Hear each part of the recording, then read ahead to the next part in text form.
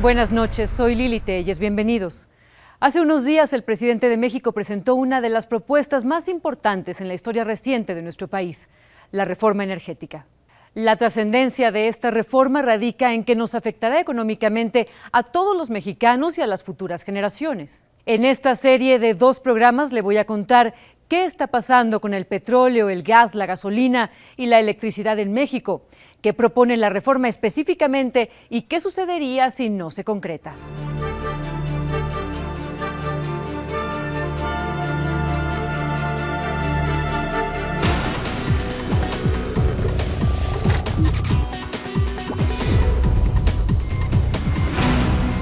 Que México es un país petrolero y que el petróleo es de los mexicanos, eso lo sabemos todos.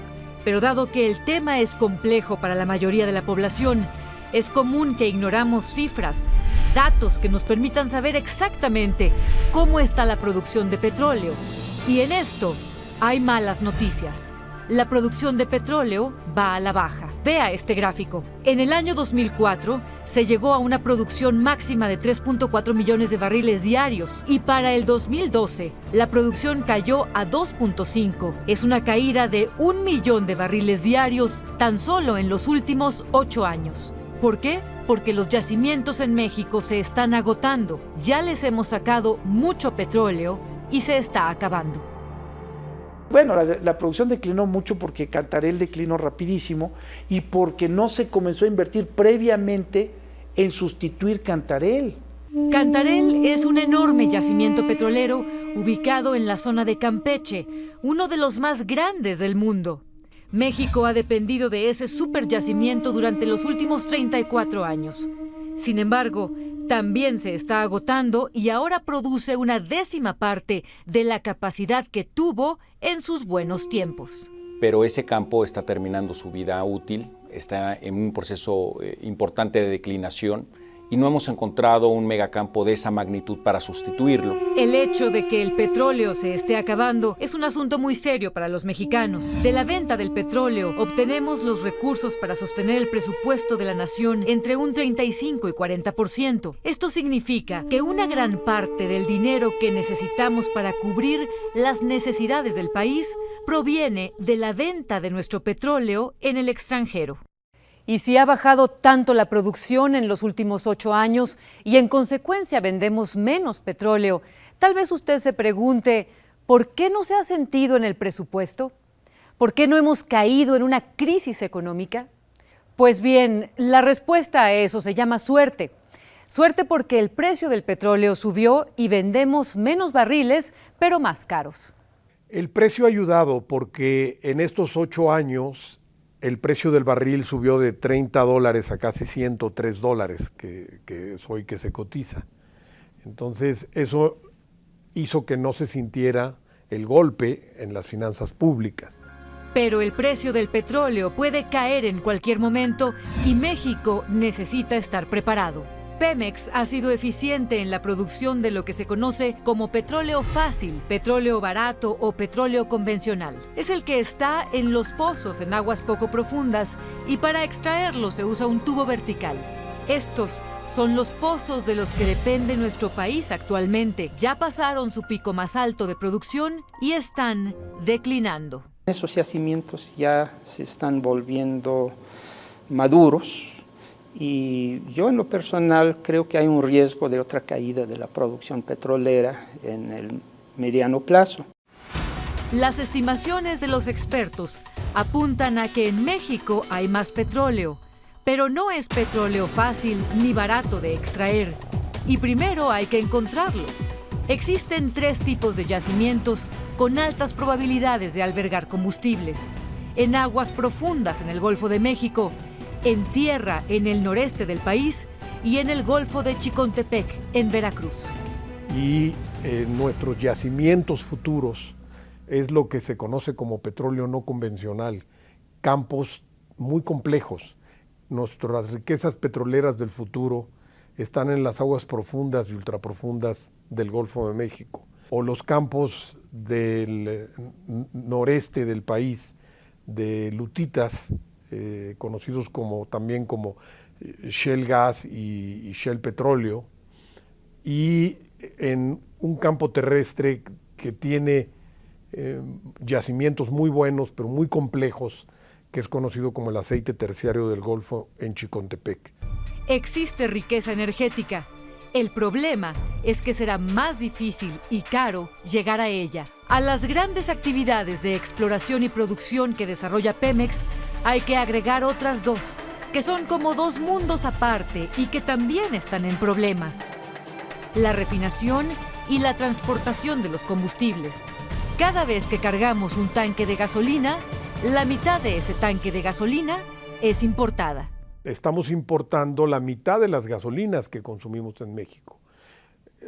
Modernizar las refinerías que tiene Pemex y construir nuevas cuesta muchísimo dinero. Una nueva refinería cuesta como entre 10,000 y 11,000 millones de dólares, que rebasa la capacidad del propio Pemex y del Estado mexicano para invertir en eso. Es un hecho, no alcanza.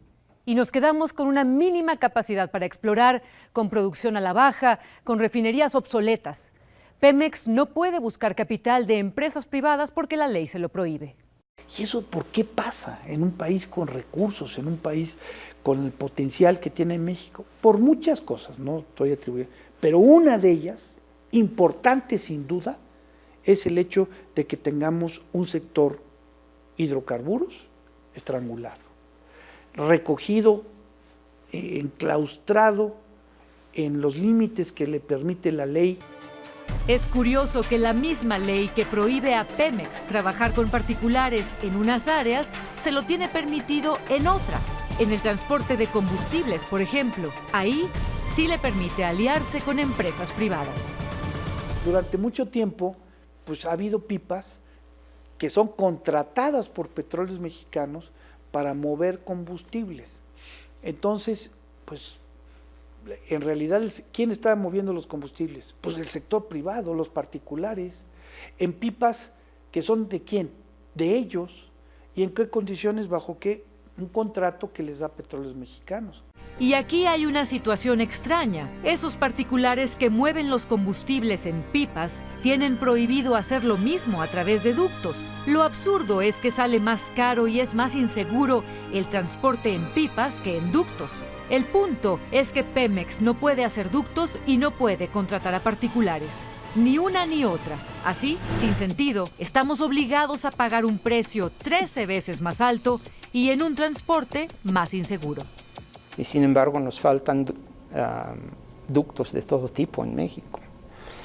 Y nos sobran intereses en los negocios de las pipas. Veamos ahora la situación del gas. Cada vez producimos menos gas e importamos más. Hasta el 33% del gas que consumimos es importado. Eso lo estamos importando masivamente. O sea, es muy probable que el gas que usamos usted y yo para bañarnos es un gas importado. Pero este caso es diferente al del petróleo. No producimos menos gas porque se esté acabando, sino porque no conviene. El precio del gas ha caído tanto que Pemex decidió extraer menos gas. Simplemente no deja, no es negocio. ¿Y por qué ha bajado tanto el precio del gas? Porque ahora Estados Unidos produce mucho gas. Allá desarrollaron una tecnología a través de la cual extraen gas de unas piedras llamadas lutitas. Hay más gas, el precio bajó y a México le conviene comprarlo a Estados Unidos. La paradoja es que en México hay muchos yacimientos de gas en el subsuelo, pero no tenemos recursos para invertir en esa misma tecnología y no lo podemos extraer. Entonces tenemos un problema en el país porque estamos cada vez más dependiendo de importar gas para atender nuestro consumo. Y eso tiene como consecuencia que dependemos de los precios importados del gas, más lo que nos cuesta transportarlo a México, en lugar de aprovechar los yacimientos de gas que tenemos en el subsuelo. El transporte del gas también ha resultado un serio problema. Hace falta inversión en la infraestructura. Los ductos, los gasoductos, no son suficientes. Tan solo de enero a junio de este año se generaron 13 alertas críticas. Los ductos no pudieron llevar el gas suficiente para la demanda y hubo menos consumo por desabasto. O sea, si no tenemos suficiente gas y hemos tenido en México faltantes de gas, alertas críticas, industrias paradas por falta de gas en los últimos años, pues en primer lugar está el abasto. El riesgo de la baja producción del gas es doble.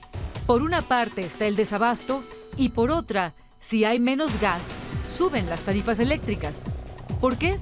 ¿Qué tienen que ver el gas y la electricidad? La energía eléctrica se genera en plantas termoeléctricas que utilizan combustibles para funcionar. Esos combustibles pueden ser gas, diésel o combustóleo. El más barato es el gas. Si la central termoeléctrica trabaja con gas, la electricidad nos cuesta menos. Ha habido una escasez de gas en el país por esta declinación de la producción, lo cual ha llevado a que las plantas de Comisión Federal de Electricidad tengan que recurrir a combustibles más caros que el gas, como el combustóleo y el diésel, que son 4 y 6 veces más caro, y eso impacta los precios. Hasta el momento, este es el diagnóstico de la situación energética de México. A continuación, veremos por qué Pemex está rebasado ante esta realidad.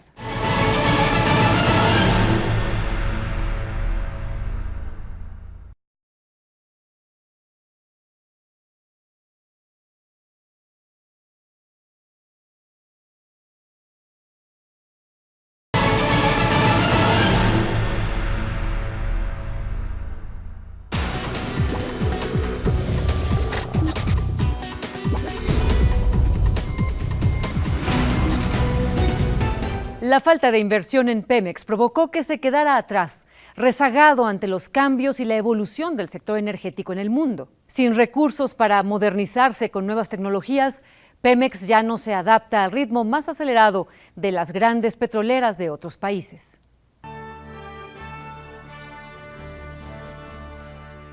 Yo veo en Pemex hoy día un deterioro generalizado de los indicadores, que es muy gradual. Y por ser gradual a veces no nos damos cuenta. Yo a los hechos me remito, ¿no? No sé por qué no revisan lo que ha pasado durante los últimos lustros, muchos lustros, con Pemex, cómo se ha ido quedando atrás, cómo se ha quedado rezagado. Jesús Reyes Heroles sabe de lo que habla. Ha ocupado los 2 puestos clave para conocer a fondo la situación. Ha sido tanto secretario de Energía como director de Pemex. Él personalmente pudo visitar muchas petroleras en el mundo y compararlas con Pemex. Constató cómo el desarrollo tecnológico sobrepasó a nuestra empresa mexicana. Claro, a mí me da una envidia tremenda cuando iba a visitar las instalaciones de otras empresas. Envidia y coraje, enojo, de otras empresas petroleras y veía las condiciones de las instalaciones, el mantenimiento. Entonces, ¿qué es lo que pasa? No llega suficiente inversión al sector y se desperdician oportunidades. Reyes Heroles pone un ejemplo para comprender lo que ha pasado con Pemex. Dice que es como una cafetería vieja a la que se le pusieron enfrente cadenas como Starbucks. ¿Qué pasa con los ingresos de la cafetería? Pues cuando tienes una cafetera moderna, son mucho más altos que cuando tienes. La razón principal de la falta de modernización de Pemex es que se le exige tanto que resulta imposible darle los recursos suficientes para su desarrollo. Pemex es la única petrolera en el mundo que tiene que hacerlo todo sola. Tiene que explorar pozos, extraer el petróleo y el gas, hacer refinación y petroquímica, transportar, almacenar y distribuir combustibles. El presupuesto de Pemex no alcanza para todo. Está prohibido que Pemex trabaje con particulares y tenga acceso a la inversión privada.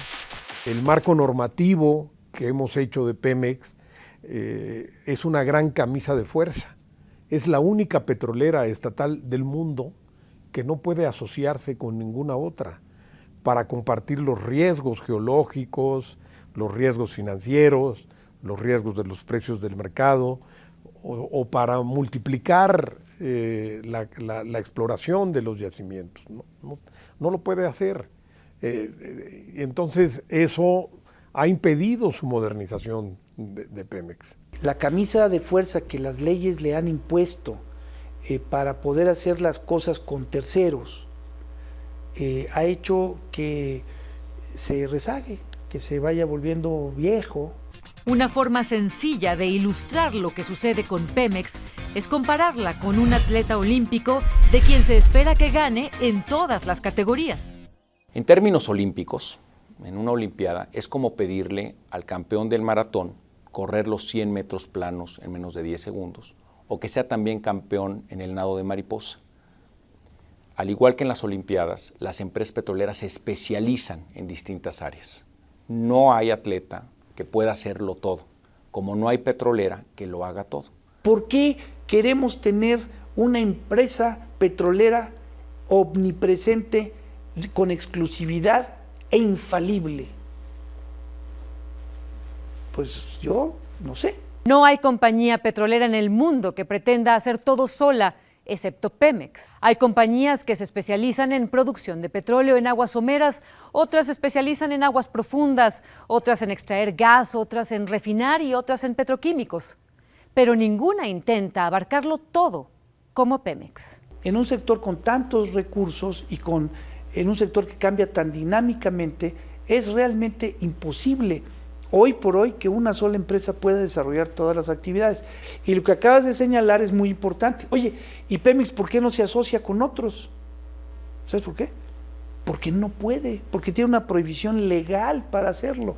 La única empresa petrolera nacional del mundo que tiene una prohibición, y en este caso en la Constitución. La razón por la que las compañías petroleras se unen con otras para trabajar es muy sencilla. Los costos de operación son demasiado altos. El petróleo fácil y barato, el de yacimientos de aguas someras, se está acabando. La búsqueda de petróleo ahora tiene que hacerse en aguas profundas y ultraprofundas y en campos de lutitas. Se le llama petróleo caro y difícil, precisamente porque la tecnología para localizarlo y extraerlo es carísima. No hay empresa que pueda soportar sola las enormes cantidades para invertir en el petróleo del futuro. Porque dentro del presupuesto de una empresa, meterle 450 millones de dólares o 300 y que resulte que están secos los pozos, es un golpe financiero muy fuerte, muy fuerte. Cualquiera, de cualquier tamaño. Ninguna lo hace. Nadie en el mundo lo hace. Ninguna empresa petrolera del mundo, ni pública ni privada, hace esas perforaciones en aguas profundas por sí sola, corriendo todos los riesgos financieros y todos los riesgos tecnológicos. Pemex no tiene recursos para un desarrollo masivo en aguas profundas. Y además, en aguas profundas es exploración de alto riesgo en diversos sentidos. O sea, puedes invertir muchísimo dinero y encontrar poco o nada. Para tener una idea clara de lo que estamos hablando aquí, veamos las cifras. Por cada pozo exploratorio en aguas profundas y solo para ver qué hay en el subsuelo, cuesta entre 150 y 200 millones de dólares. Si el pozo está seco, es pérdida total. Pero se tienen que hacer alrededor de 10 pozos más para definir si un área tiene petróleo, gas o nada. Serían de 1.500 a 2.000 millones de dólares. El riesgo es muy alto, considerando que las posibilidades de encontrar algo oscilan entre el 20 y el 50%. ¿A usted le parece sensato que nuestros impuestos se usen para explorar? ¿Arriesgar el dinero que pagamos todos en una apuesta a ver si encontramos petróleo? Soy de la opinión de que a mí no me gusta que usen mis impuestos para actividades de altísimo riesgo. Eso es para mí, mis impuestos no son para eso, no son para que Pemex vaya con 10,000 millones de dólares al año a las profundidades mayores del Golfo de México y luego resulta que no encuentra nada. Existe además la posibilidad de que ocurra un desastre ambiental. La limpieza de un derrame de petróleo podría costar hasta 40,000 millones de dólares que tendríamos que pagar con nuestro patrimonio a través del Banco de México. Estos riesgos hoy los está asumiendo totalmente el Estado mexicano. Lo que dicta el sentido común es que sería más conveniente lograr atraer a empresas para invertir y que el capital privado corra con estos riesgos. Hacia donde apunta el cambio que debemos hacer en México en materia de reforma energética es a que nos podamos asociar con quienes tienen capital y tecnología para frenar esta declinación de nuestra producción petrolera. En América Latina existen 2 países que ya modernizaron sus petroleras y han tenido éxito. Hicieron reformas energéticas y ahora son productores importantes. Sus ciudadanos ya se benefician del incremento en la venta de combustibles. Brasil y Colombia han estado produciendo cada vez más petróleo y gas en los últimos años. En tanto, en México, en el mismo periodo, sucede exactamente lo contrario. Cada vez producimos menos petróleo y gas. Hace apenas 16 años, Brasil era un productor muy poco relevante de petróleo, pero hizo una reforma energética de fondo y desde entonces ha triplicado su producción. Ahora, Petrobras, la empresa petrolera de Brasil, es un ejemplo en el mundo. En Brasil, Petrobras era una empresa a un nivel inferior de Pemex. Hoy en día está considerada una de las mejores empresas de América. Y claro, hay todo este orgullo de los brasileños de cómo Petrobras ha aumentado y ha crecido mucho y todo lo demás, lo cual es cierto, pero le han metido mucho capital y le han metido protección y lo cuidaron para que estuviera en esas condiciones. Petrobras, que cuando se incorporaron elementos de competencia, de contratos y se pudo asociar con otras empresas, se ha vuelto una petrolera referente en el mundo por su éxito y su capacidad de producción, su capacidad tecnológica y sus trabajadores. El caso de Colombia es diferente. Ahí su compañía petrolera, Ecopetrol, se abrió mucho a la inversión de los particulares. Parte del capital de Ecopetrol se colocó en el mercado de capitales, accesible a la población para ser dueños tangibles de una parte de la empresa. Está muy pulverizada la población en general, el capital de Ecopetrol está muy pulverizado, se le pusieron límites, no puedes tener más de tanto. Entonces, gente relativamente humilde tiene su acción, o digo, de Ecopetrol, ya está pendiente y siente un sentido de propiedad sobre el asunto. Al mismo tiempo, Colombia abrió sectores para que Ecopetrol solo, Ecopetrol con otras empresas u otras empresas solas llegaran a explotar esas áreas. Y la verdad es que tuvieron mucho éxito su cambio en promover su reforma a nivel internacional, mucho apoyo de los colombianos empresarios, de los colombianos, digamos, trabajadores. Es muy interesante. Y el caso de Colombia es todavía más sintomático porque Colombia, sin contar con grandes yacimientos petroleros, a través de su muy buena reforma energética que hizo, ha crecido tremendamente su producción y ha modernizado su empresa que se llama Ecopetrol, que está considerada un paradigma de empresa latinoamericana de Estado. Más aún, con la reforma energética, Colombia pasó de ser un importador de gas de Venezuela a un exportador de gas. Colombia importaba gas natural. Con su reforma, ahora es Colombia quien exporta gas natural a Venezuela. Y a nivel mundial, tal vez Noruega es el país que mejor ha aprovechado la explotación de sus recursos energéticos. En la constitución de ese país está establecido que todo lo que hay en el subsuelo, en la tierra o en el mar es propiedad de la nación. Ellos tienen su propia empresa petrolera, Statoil, pero permiten que otras empresas trabajen en su país. Tenemos reglas para asegurarnos que los ingresos se quedan en Noruega. Si la compañía es noruega o francesa o estadounidense, no es tan importante. De hecho, la propia compañía noruega, Statoil, tiene que competir con las extranjeras. Statoil no tiene tratamiento preferencial, tiene que ser competitivo o competitiva la compañía, si no pasamos los contratos a otros. Entonces, Statoil nunca puede permitirse tomar la siesta, porque tiene que estar entre las primeras compañías del mundo para conseguir contratos en Noruega, igual como en el resto del mundo donde trabajan. Tienen que ser competitivos. Noruega descubrió que tenía enormes yacimientos de petróleo apenas hace 40 años y ahora es una potencia petrolera. Hemos aprendido en el camino. Empezamos en cero y luego hemos subido, pero hemos hecho pequeños ajustes y correcciones en el camino. La solución de hace 70 años no necesariamente es la mejor solución de hoy. Hay que tener la flexibilidad de adaptarse a nuevas realidades. Son conscientes de que deben hacer atractiva la inversión para empresas privadas, que se arriesgarán si existe la posibilidad de ganar dinero. Si decimos los dividendos o el beneficio está por debajo, pues pierden interés, van a otros mercados, tanto Statoil como Exxon, Shell, Total, BP, etc. Pero hay que permitirles ganar dinero.